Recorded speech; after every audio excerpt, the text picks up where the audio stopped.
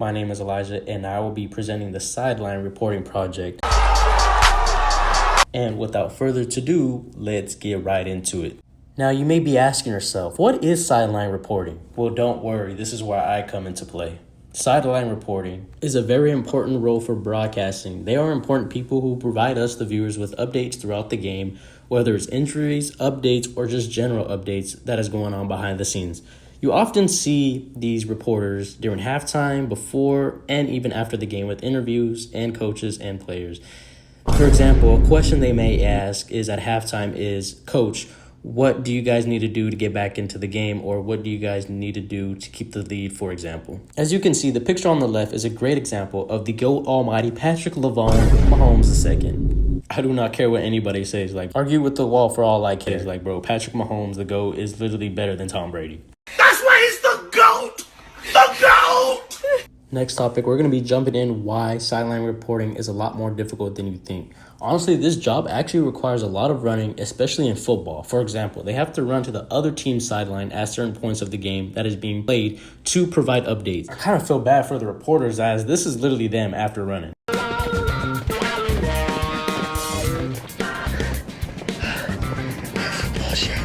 But for other sports like Mickey Mouse sports, like basketball and baseball, for example, it's much easier on the court and field because it's not as big, so you don't have to run or sprint as far as a reporter. As a reporter, there are 70 to 30 between observation and information, thus making it very important to pay attention to what is going on during the game. And not to mention the research and important information you have to gather before the game. Sideline reporters do not get enough credit. Like, honestly, I think they deserve so much more credit, and this is literally them carrying the broadcast. And you may notice while watching games, why does it seem like there's only female reporters? Honestly, I don't even know either.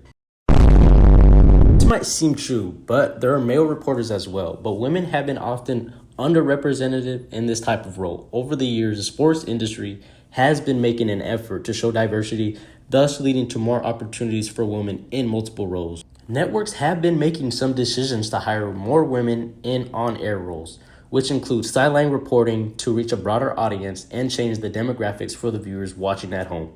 You may ask yourself or have a question, why do women have roles for these male-dominant sports? Well, I'm not going to get into that for ethical reasons, but you get the picture. As I mentioned, sideline reporting, it's not only that, it's also sports journalism, sports broadcasting, and many, many more that are getting involved.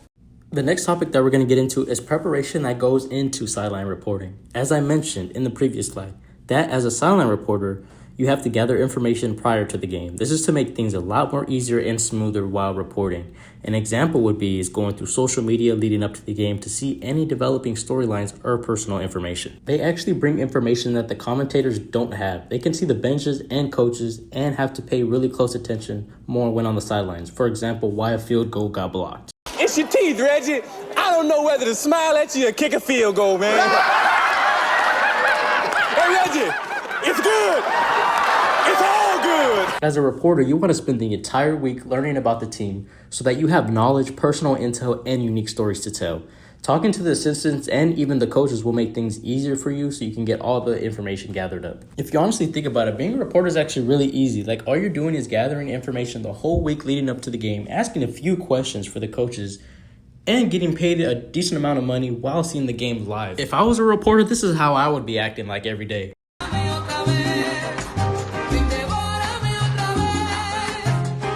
Getting into the conclusion, as a sideline reporter, you have a short window to deliver all your important information. So it is very, very, very important that you are clear and get to the point.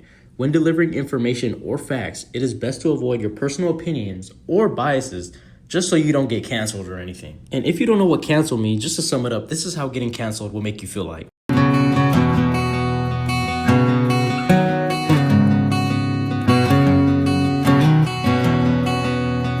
That's why you hardly see sideline reporters give their opinions. Not even hardly, they don't at all, because just to avoid reasons like that. But delivering injury updates is also very important as well. If an athlete goes down, because this lets us know, the viewers watching at home, possibly the potential impact on the game. For example, if you have a parlay and you have LeBron James going over 25.5 points and he only has 18 points going into the fourth quarter, you might be cooked because LeBron James just got injured. So you're going to be worried about your parlay. That would be a great example. Brand new bag for Pro, but I didn't pay for it. I don't like secret and put flavor in. They have to check in with the medical staff for updates throughout the game on injured players. Now, in the next portion of this project, I'll be giving you an example of how sideline reporting is presented during an actual game. Ladies and gentlemen, we'd like to welcome you to the Carson Center in Evansville, Indiana, where the New York Knicks take on the Indiana Pacers in Game 3 of the first round of the NBA playoffs. New York Knicks are leading the series 2-0. Indiana Pacers are back home for Game 3, looking them to go up 2-1 and keep the series intact. We got a sold-out crowd here. The fans are ready. We're ready. Let's get right into it. Courtside, we have Elijah Hamilton, our sideline reporter, getting ready to interview the Indiana Pacers head coach. Elijah? We're here in the Carson Center with Game 3 going on for tonight, the NBA playoffs. We got the Indiana Pacers versus the New York Knicks. Coach, what can we expect from you guys tonight?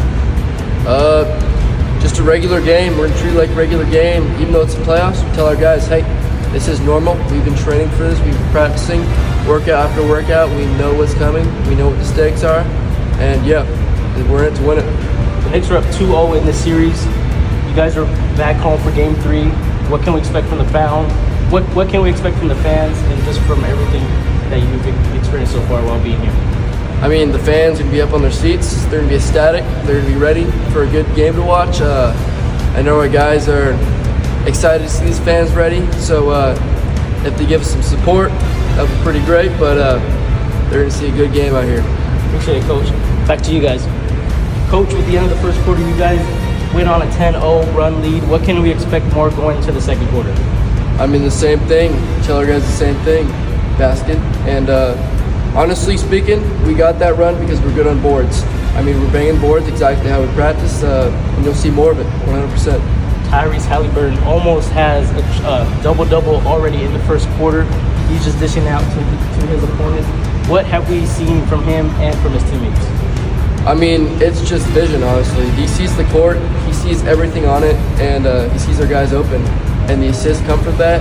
Also the drives as well. He sees a path to the hoop, and he'll take advantage of it, 100%. Thank you, Coach. You're welcome. I'm here with the New York Knicks head coach. Coach, you guys were able to rally in that second quarter, able to make the game close and tight. What have we seen from your defense?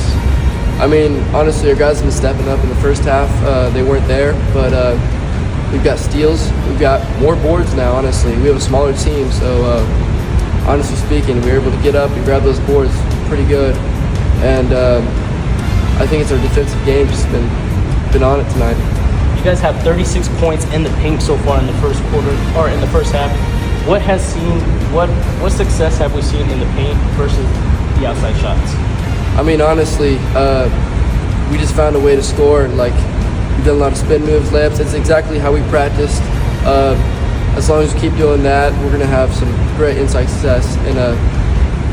But we'll be all right, honestly. Without the outside shooting, it's no worries. But inside shooting, we'll keep doing it. Thank you for your time, Coach. Back to you guys.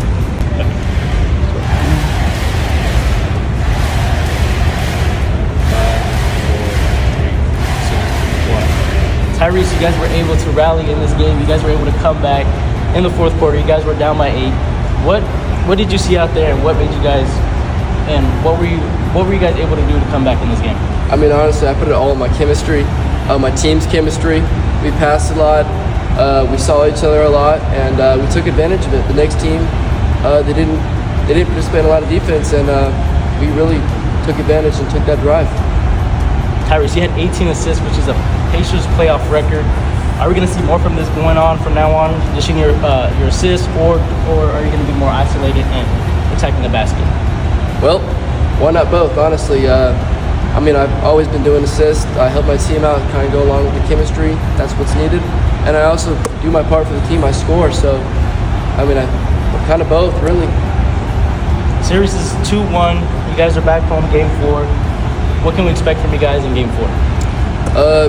Honestly, the same thing. Hoping for a win.